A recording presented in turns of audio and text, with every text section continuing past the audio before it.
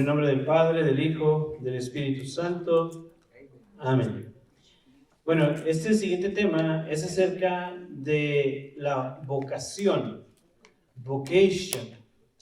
En el principio del retiro les preguntaba, ¿qué quieres ser cuando seas grande? Unos dijeron que querían ir al Air Force, doctores, welderos, pero ¿alguno de ustedes ha pensado en el futuro por decir, quiero ser sacerdote, me quiero casar? Yo creo que la gran mayoría pensamos en casarnos. Y yo creo que es lo más común. No pensamos en, yo quiero ser padre, yo quiero ser religiosa. When we speak about vocation, we always think, it's only about marriage. And we spoke earlier about what you guys want to be when you grow up, when you are, older. And a lot of times we don't think, and today in this topic, is about finding out, my true vocation. Because the vocation is something that we are going to do the rest of our lives. For example, if you get married, it's for how long? If you get married, for how long will you get married? For the rest of your life. And a lot of times we haven't even think about that. Imagine thinking that I will live until, if God wants, until I am 80 years old. So that means if I got married at 16, that I have to live how many years with my wife? 64.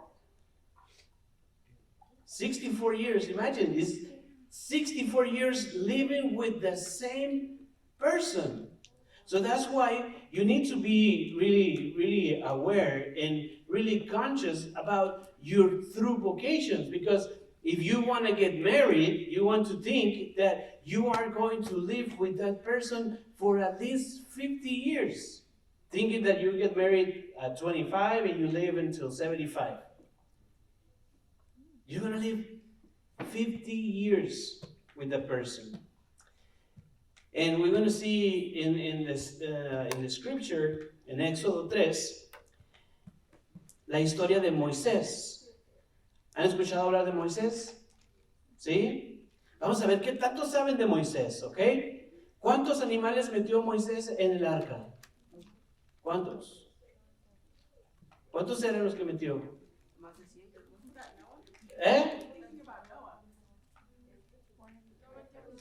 ¿Cuántos metió?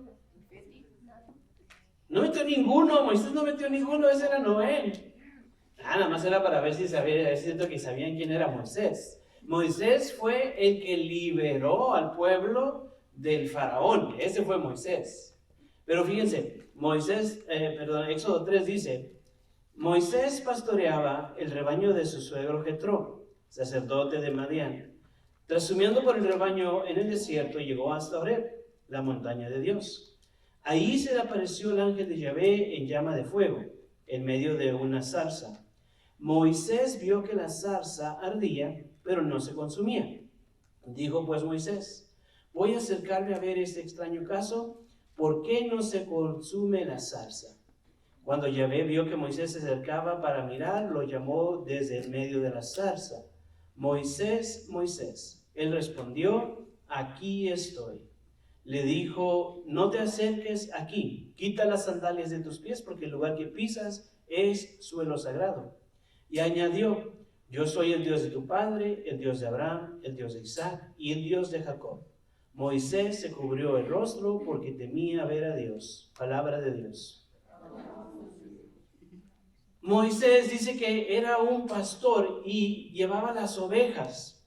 But in order for him to receive God's calling and to find out what God wanted from him, he needed to go a little bit further. He needed to get out of his comfort zone. Because, as humans, we are so used to do everything in our comfort zone. Why? Because, for example, how many of you, when you go to a restaurant, always ask for the same thing? I'm like that too. If I'm going to a restaurant, I'm always going to ask for the same thing. You don't drive, but when you walk home, how many of you walk for the same path every time?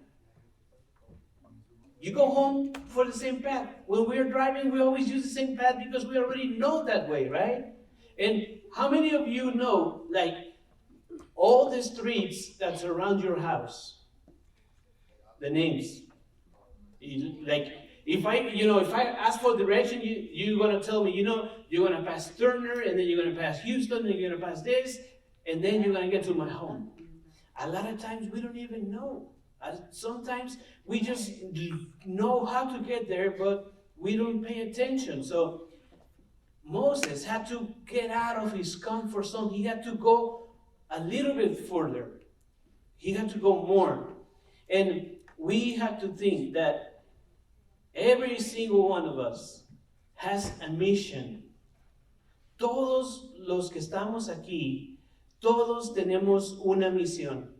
¿Y cuál es la misión? Bueno, pues tenemos que identificar. En mi caso, ¿cuál era la misión que Dios tenía para mí? Pues el predicar. Esa era la misión que Dios tenía para mí. My mission was to preach, to announce God's word. That was my calling. That was, I was called to marriage, but then my mission was to speak about God. You have to find out what is your mission. Have you ever think about what is your mission? Or how many of you have thought about, what is my purpose in life? What I was created for? Have you ever made yourself those questions?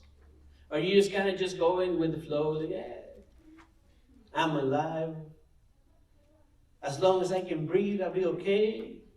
No, we all have to find out our vocation. So when we speak about vocation, we only think about priesthood or religious life. But we have to find out that we have 3 vocations. What are those 3 vocations? Do you know? I already gave you 2.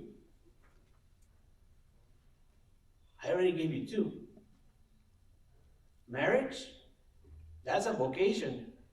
Because it takes a special dedication, special grace to be married. Priesthood or religious life. Or you may be called to remain single your whole life. But when we speak about single for the rest of our life, when we speak about vocation, that means that I'm going to give myself to God.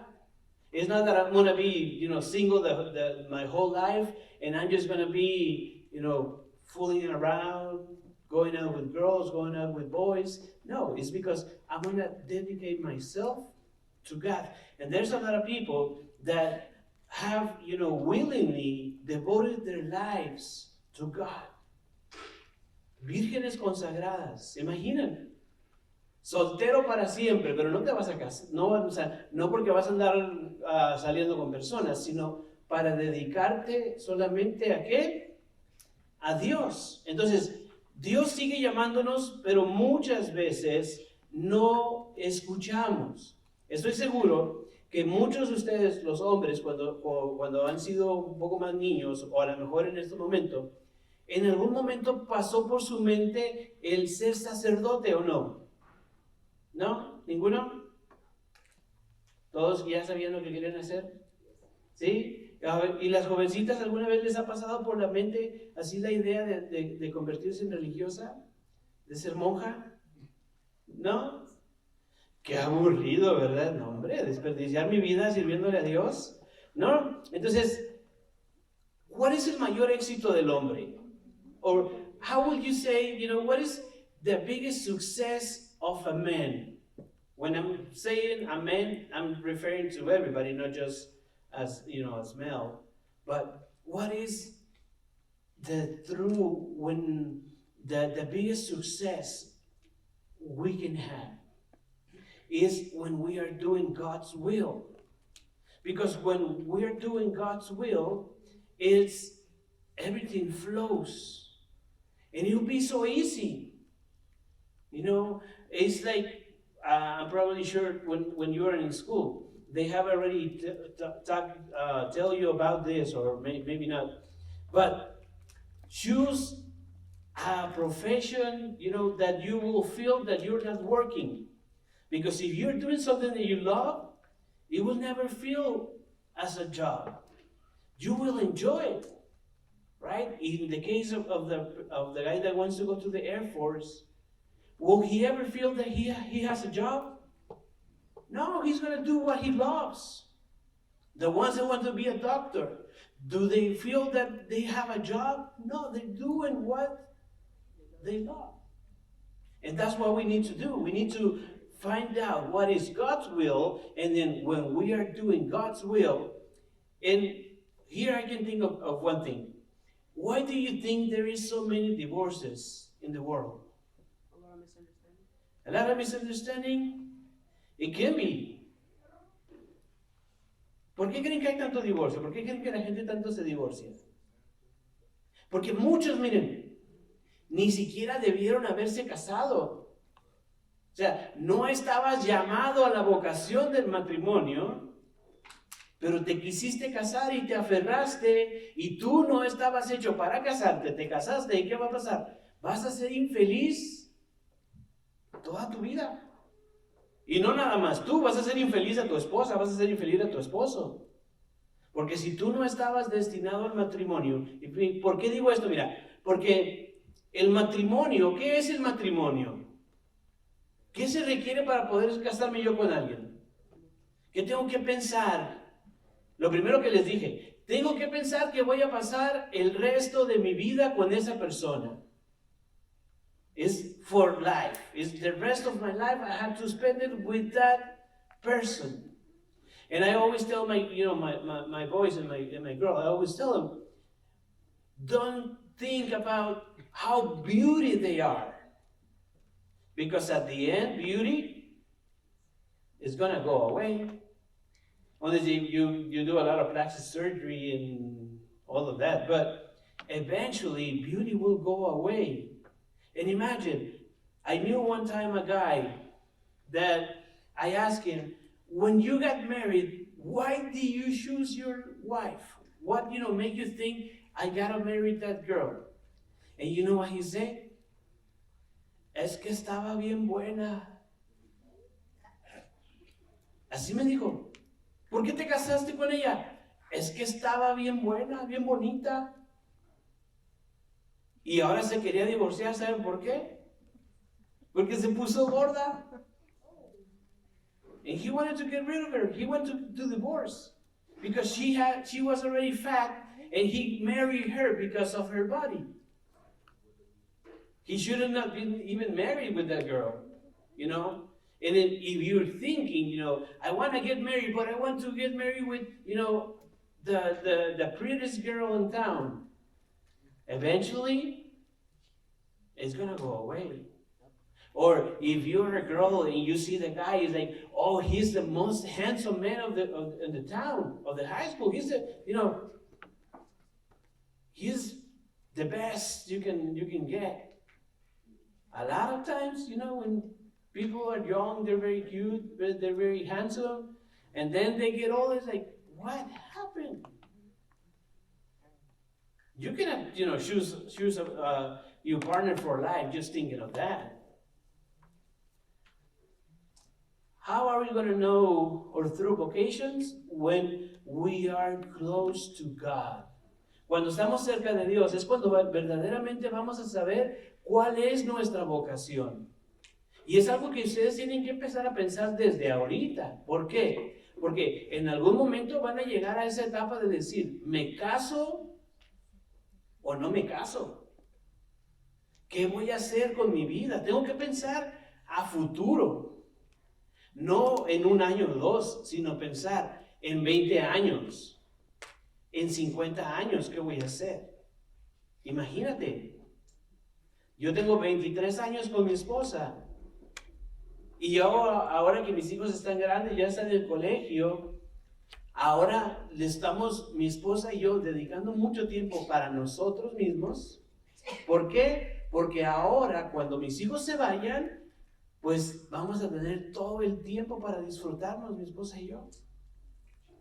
Para poder salir juntos, para poder ir a comer, para poder ir a pasear, para ir de vacaciones. Y ahora yo estoy pensando en los próximos años que van a pasar con ella, de disfrutarlos.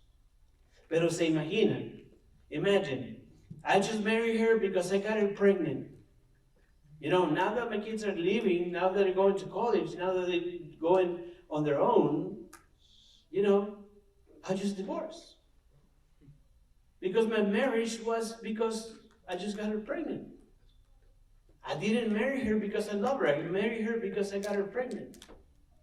And a lot of times this happens. You know, the kids grow up, and that's when the parents separate. Because they didn't know what was the true vocation. En Jeremías 1:5 dice que todos tenemos una misión. Jeremías 1:5. No sé si uno tiene una Biblia en inglés que me la preste.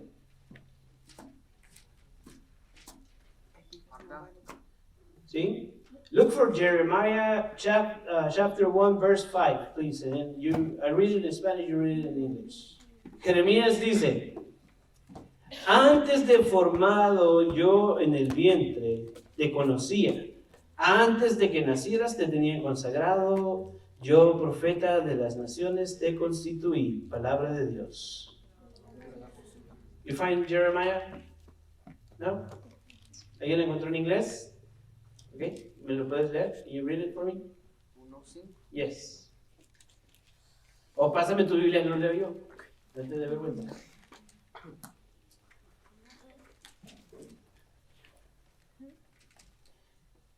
Okay. Before I formed you in the womb, I knew you. Before you were born, I dedicated you a prophet to the nation. I appointed you. Before you were born, I dedicated you. That's what it says. Antes de formarte, ya te había escogido. You know? So that means that before you were even born, you were already a mission. You had already a mission from God. You had a destiny, you had, or however you want to call it. But you already had a mission before you were even born. And John Paul II, you know, the Pope, he says something to the youth one time. Do not be afraid to open the heart to God. Do not be afraid. And when we are young, we are afraid, you know, to open our heart to God. Why? Because we think, oh, that means I will not be able to go with my friends. That means I will not be able to go drinking, go partying, or go to concerts, because I have to open my heart to Jesus. No, that doesn't mean that you have to do it. But once, you know, you have God in your heart, you will not need to drink to be happy. I mean, even ourselves, my family, with my daughter and my sons, I take them to concerts. You know, I do take them to concerts. I do take them to games. We go out to the movies. We have the same life as you have. That doesn't mean, because I'm a missionary, one time they asked me, how is the life of a missionary? And you know what I say? I tell them, I wake up at 3 a.m, you know, I smack myself, and then I start praying. I go to bed, I wake up at 6, again, kneel, I get a couple of bricks in my hands, and stay there kneeling with bricks in my hands for 2 hours. And then at noon, again, I scourge myself. And then at 3, I go again and pray the rosary, kneeling, and I put I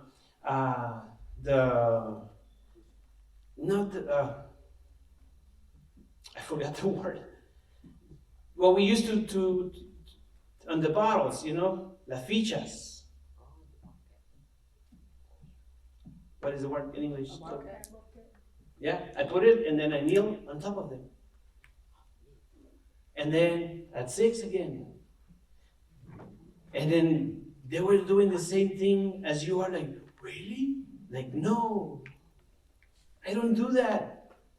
I wake up, I pray, I eat breakfast, I, do what I have to do, go to my job, I go to the gym, we go to the movies. I have the same exact life that you have.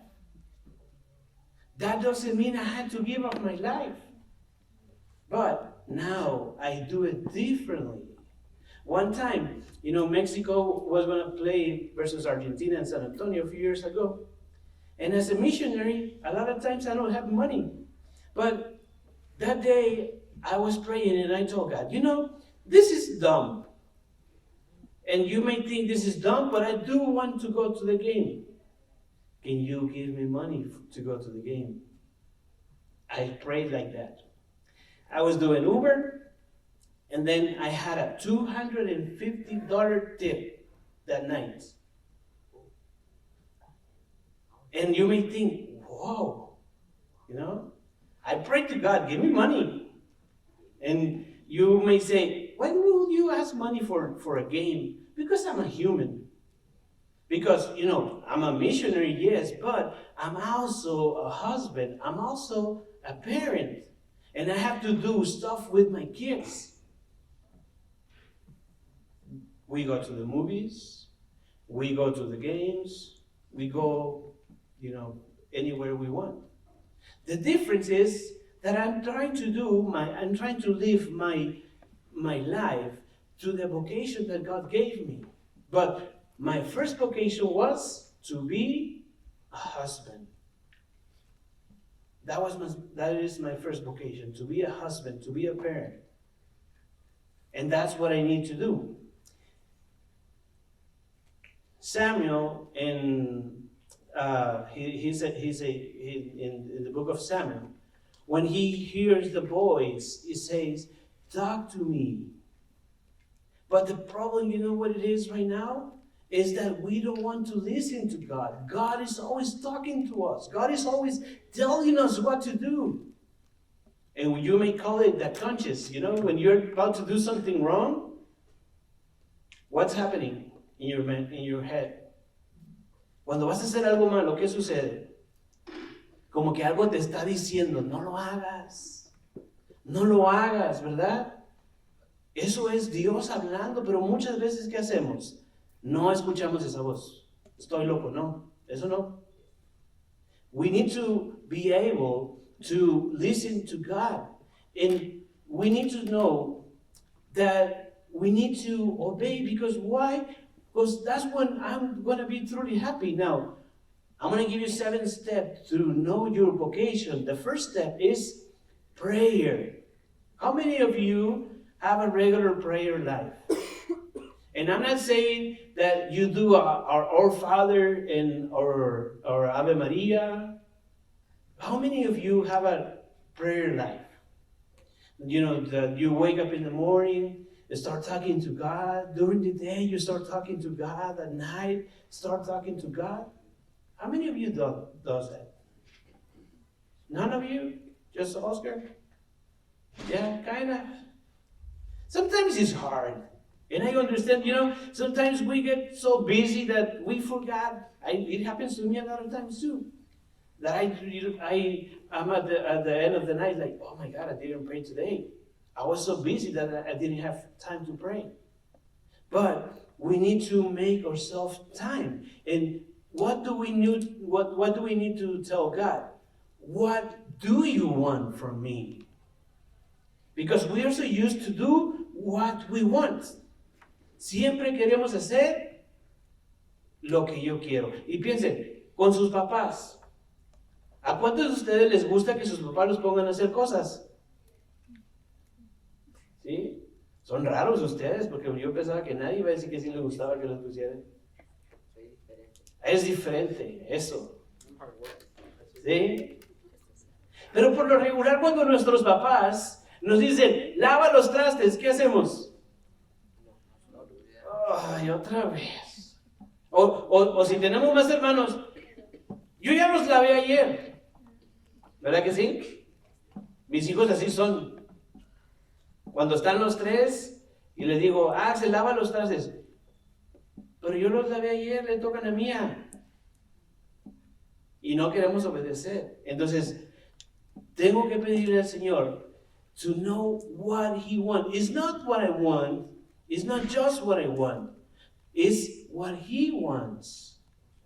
And only in prayer we can listen to the call that He is doing to us.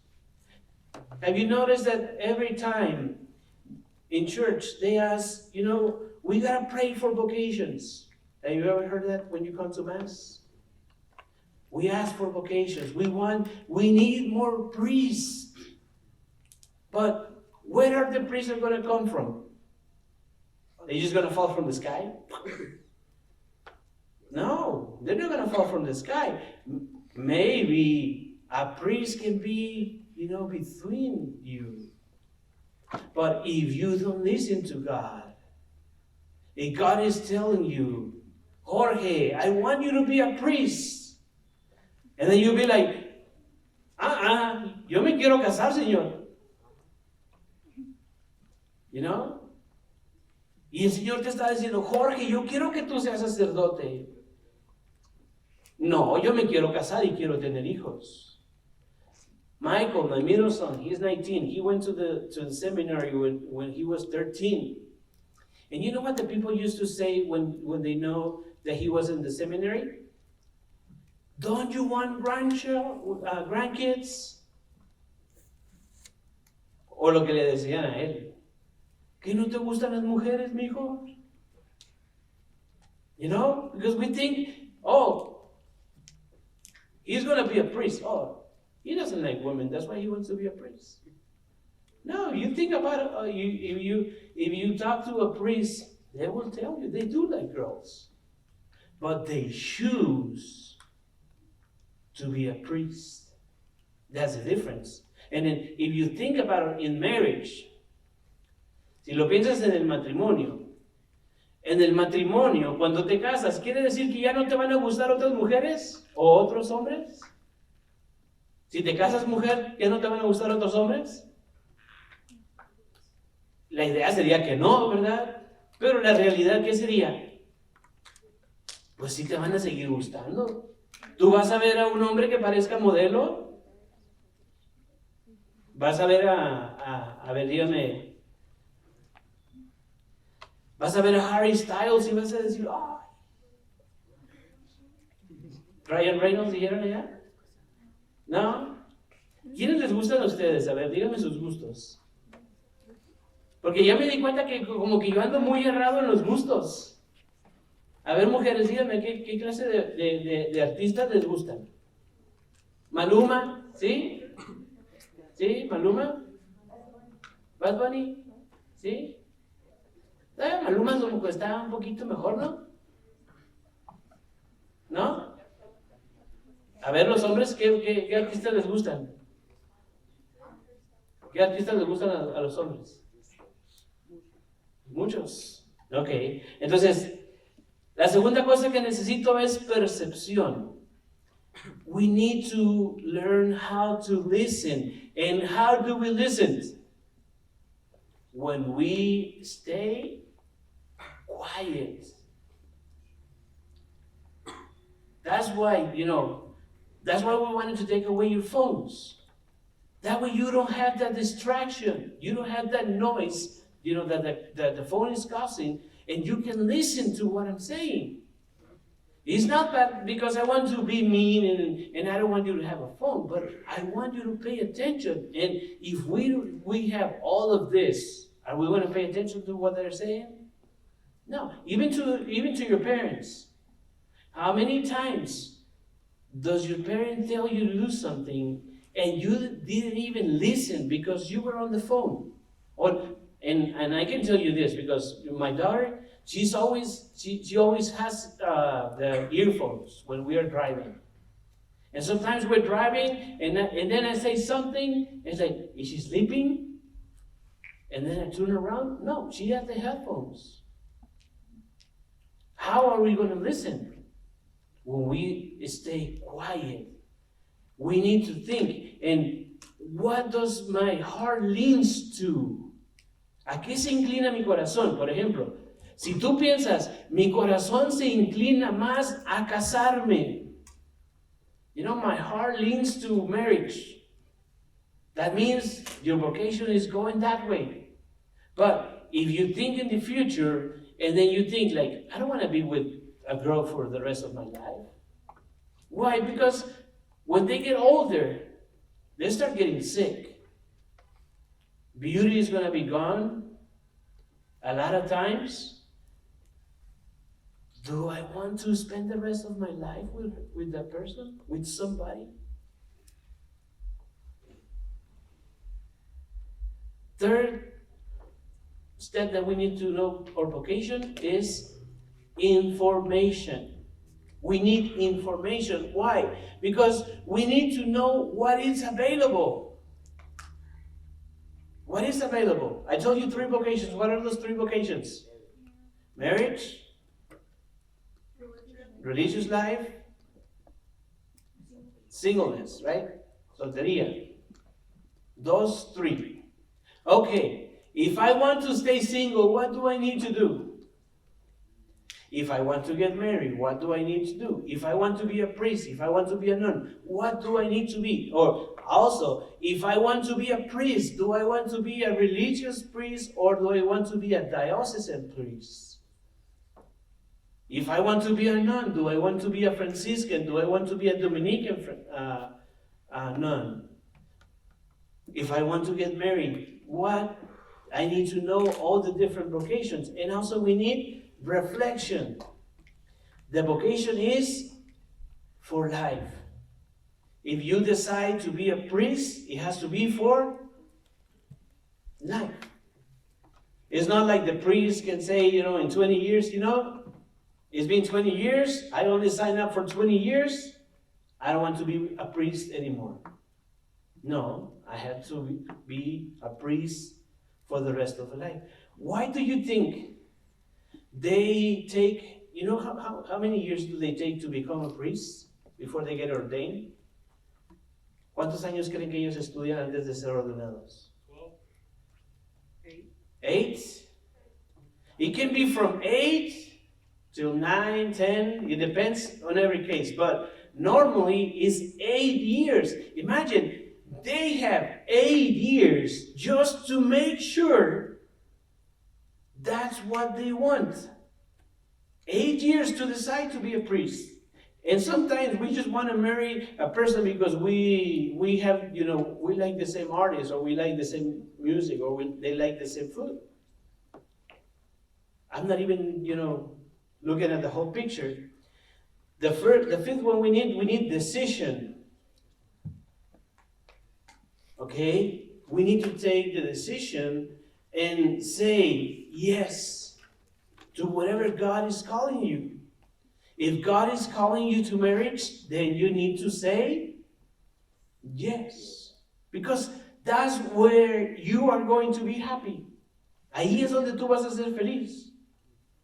Si tú fuiste creado para casarte, el único lugar. Piensen en sus mamás.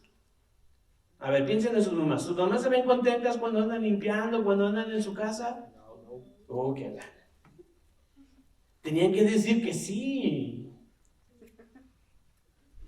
¿Sí? Pero, por ejemplo, una mujer, cuando va a atender a sus hijos, que lo hace por amor, que lo hace porque verdaderamente sentía ese deseo de casarse, ese deseo de ser mamá, ¿cómo va a atender a sus hijos?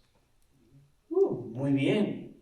Pero si la mamá no tenía vocación al matrimonio, ¿cómo nos va a criar? Como salgas, ¿verdad? La vas a andar todo lleno de mocos, sin cambiar el pamper, porque no le va a importar. Vas a decir, con que coma y no se muera, que se conforme. No es desperdiciar nuestra vida. We're not going to waste our life. You know when you're going to waste your life? When you try to live it without God. That's when you truly are wasting your life. When you think you're going to find happiness in money, that's when you're wasting your life. When you think you're gonna enjoy your life, in sex, that's when you are actually wasting your life. And the sixth thing that we need action. What happened to the disciples of Jesus? They had to leave everything, right? They gave up everything. When we became missionaries, we gave up our house. We didn't have a house for 7 years. I was living in my minivan. I was living in a minivan. We gave up everything. I gave up my job. I quit my job. Why? Because I want to follow God's calling. I need to persevere. There's going to be difficulties, but we always want to have it. And right now, marriage, the problem is that we don't want to face difficulties. Piensen ustedes, incluso para tener novio, en cuanto hay un primer problemita, ¿qué sucede? Ahí nos vemos. La que sigue. No quiero batallar con eso. Even to have a boyfriend, to have a girlfriend right now. The first problem, I give up. I don't want to fight. I don't want to try. I don't want to, have any difficulties. So the seventh step that we need a spiritual direction. Why? Because the spiritual director is going to help us to find out what is God calling us.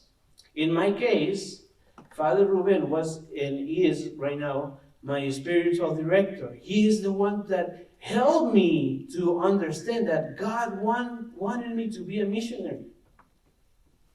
He helped me. He guided me. But if you don't have it in a spiritual direction, then you are not going to know. Why do you think, when you want to get married, you have to come to preparation classes? Because you have to make sure. Because it's a decision that is going to affect your whole life. And also because we need to have the support from the church. But mainly, we need to be generous with God. Why do we need to be generous? How can we pay God that we are alive? ¿Cómo le podemos pagar a Dios que estamos vivos? ¿Cómo le podemos pagar? No tenemos cómo pagarle, ¿o sí? ¿O cómo le puedes pagar tú que Jesús haya muerto en una cruz para salvarte? ¿Cómo le puedes pagar? We have no way to pay him. The only thing we can do is be generous, offer ourselves. He can force us, because if you have paid attention to your catechesis and the catechism, when he created angels, he didn't give them a choice, right? He created them for what? So they can serve him. But to us humans, he didn't create us that way. He gave us free will. He wants that we give our love, but we do it in our own. He could have forced us. He could have said, Noemi, you're going to be created and you're going to be always, you're always going to love me and you're always going to serve me. But no, he gave you the choice. Now you have the choice and you have to choose. What are you going to do? Why? Because the sacrament of confirmation is often known as the sacrament of goodbye. Did you know that? Many of you, once you get your sacrament, the sacrament of confirmation, will never come back to church. Because you're going to think, I'm done. I graduated. I don't need to go back. When are you going to be back? In the best case, if you want to get married. But if you don't want to get married, you will not come back to church. Unless you have a son, a daughter, and you want them to be baptized. That's when you want to come back to church. And then you're not going to be coming back. Until your son, now, think about it, that you're coming to confirmation because your parents told you to come, because they say you had to do it, then you're going to become like your parents. You will not take your kids to church until they have to. And then, again, the same circle. They're going to do the confirmation, and we're not going to be seeing you again. So, confirmation for you guys is a good challenge, because the confirmation, that means that's when I want to become Christian. I want to take it serious to become a Christian, because I'm going to be confirmed. When you were baptized, did they give you choice? How many were baptized when you were kids, like babies? And you know you were baptized, why? Because you have the picture, right? And because you have the paper, the certificate. But did they give you a choice? No, you were baptized. Confirmation, in the other hand, is your response to that baptism. That's when you're going to become, a true Christian. And probably you are getting bored with my talk, so I'm going to ask my son to talk to you for a little while about his experience. You have to realize one thing. Axel is 21. So when we started doing missionary job or missionary work, he was only 12. So he spent pretty much his teenagers years as a missionary. And he can tell you from his experience how his life was impacted on this journey. And so that way you may not think, oh, I'm going to waste my life if I choose God when I'm young. So that's why I want him to talk to you for a second or for a few minutes. So, like my dad said, my name is Axel, and I'm 21 years old. And we started the missionary work when I was about 13. And I remember that when I was in school, I didn't have the best school life, and we started homeschool, and then that's when we started getting closer to church. And I can tell you personally that I saw a really big difference with God in our lives, not just in my own life, but with my parents. As you guys heard in the beginning, my parents had a lot of problems when they were barely starting out in their marriage. And I remember all those problems before they were close to God. But then I saw the difference of their lives. There was less fights, there was less screaming throughout the house, and overall our house felt happy. And personally, now that I'm living on my own, basically here at the college, I can tell you that the choice of having God in my life, because it's our choice to have God in our lives. The choice of having God in my life has really helped me, especially now that I'm on my own. I'm not gonna lie. There's been times where I've had rough moments where it's I'm having a hard time in my life. But there's always that certainty that if I'm lost and I don't know what I need to do, I know that God's gonna be there to help me and to help guide me on the path that He wants me on.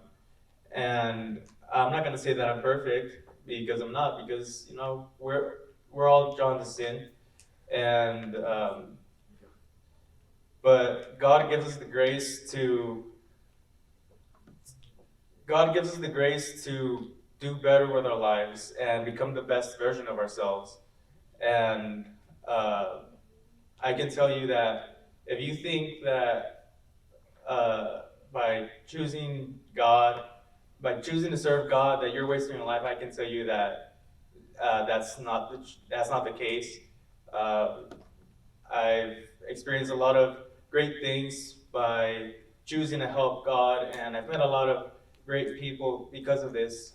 So that's my invitation for you guys, to not be afraid to give your life to God, and don't be afraid of what are they going to say, because at the end of the day, what matters is your relationship with God and your salvation.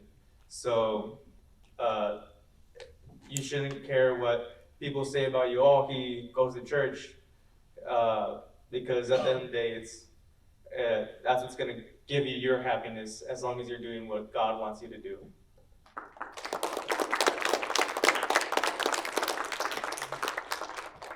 And it can be challenging, especially, the world we live in, that, we see God as something that is not necessary.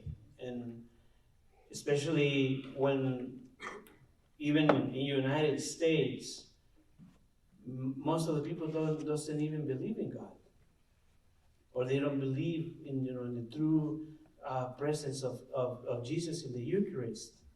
And you are going to face those challenges. They're going to make fun of you, right? Oh, he goes to church. And I'm sure, because I've seen it, that a lot of times when we're carrying the Bible and we're about to go out, we put it away. We have a big jacket so that way they don't see that we have a Bible in us, with us. And, but at the end of the day, those people that make fun of you, when you are in your worst situation, are they going to be there for you? No. They're probably going to laugh even more. But the only one, that always is going to be there is going to be God. He is the only one that is never going to betray you. He is the only one that is not going to leave you. He is the only one that, he always going to be there for you. And you need to accept his love. Gracias por visitar nuestro canal. Si te gustó el video, te invitamos a que lo compartas para que sea de bendición para muchos más. No olvides darle like, suscribirte y activar la campanita de notificaciones. También te invitamos a seguirnos en todas nuestras redes sociales. Que Dios te bendiga.